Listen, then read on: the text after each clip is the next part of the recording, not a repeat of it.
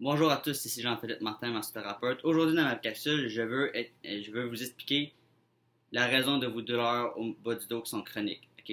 Là, je parle pas de hernie discale, je parle pas de problèmes au niveau des vertèbres, je parle des douleurs qui sont directement dues à vos problèmes musculaires. Ok? Il y a deux types de problèmes au niveau du bassin. Ok? Deux positions du bassin qui peuvent compromettre la position de votre, euh, de vos vertèbres lombaires et qui peuvent vous causer des problèmes au long terme si on n'arrange pas votre bassin. Fait il ne faut pas toujours penser que la douleur vient de la région. Comme ici, vous voyez, comme dans mon antéversion, lorsque mon bassin penche vers l'avant, la douleur vient compresser mes vertèbres lombaires. Okay? Mes vertèbres lombaires sont rendues que la lordose, la courbe que j'ai dans mon bas du dos ici, elle vient exagérer. Puis ça cause des douleurs. Okay? Tandis qu'à l'inverse, notre rétroversion, vous voyez que mon bassin est basculé vers l'arrière, ce qui fait que ça aplatit ma lordose. J'ai plus de lordose à ce moment-là. Votre colonne est placée dans une position compromettante pour tout mouvement que vous faites.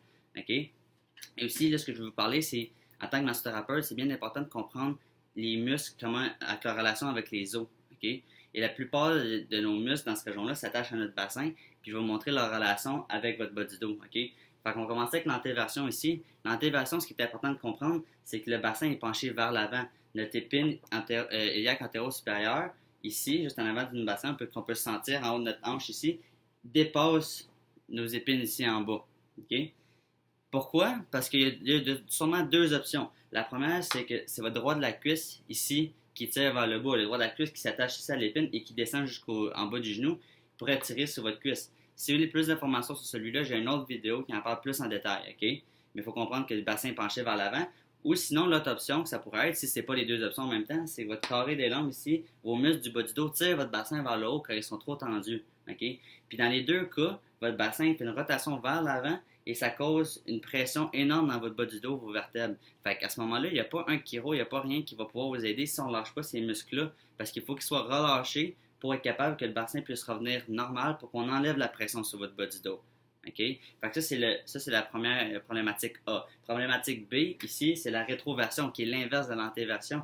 Ici, vous voyez, j'ai une perte dans l'ordose lombaire. OK? Mes vertèbres sont rendues presque droites, ce qui fait que votre colonne est faite pour être un S. OK?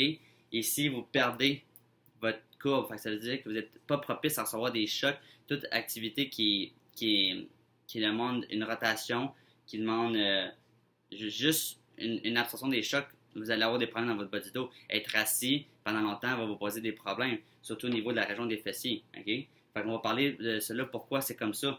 Premièrement, il y a deux options encore une fois. Okay? Il y en a peut-être plusieurs autres, mais je vais parler des principales options. Première option, c'est que vos ischio-jambiers sont trop tendus. Ça veut dire que vos ischio-jambiers qui s'attachent à votre tuberosité sciatique ici en bas sont trop tendus et tirent votre bassin vers le bas. Fait il fait une rotation dans le sens inverse de notre antéversion, fait que vers l'arrière. Ou sinon, une des deux options que ça peut être ici, c'est le droit d'abdomen. Si vous faites vraiment trop souvent des abdominaux pour essayer d'avoir votre six-pack, pour essayer d'avoir votre ventre plat, il y a une vidéo que j'ai faite là-dessus aussi pour vous expliquer que ça ne vous donnera pas un ventre plat.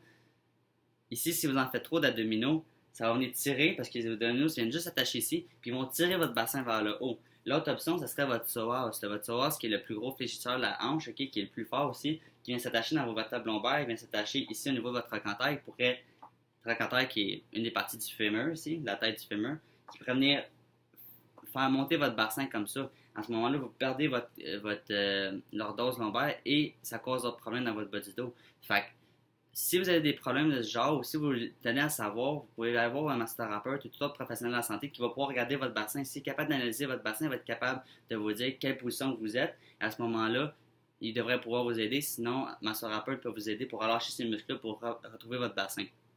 Fait que si vous avez des questions, laissez-les en commentaire. Si vous voulez prendre des rendez-vous pour ce genre de problème, vous pouvez me contacter via ma page Facebook. Et sur ça, je vous souhaite une bonne journée.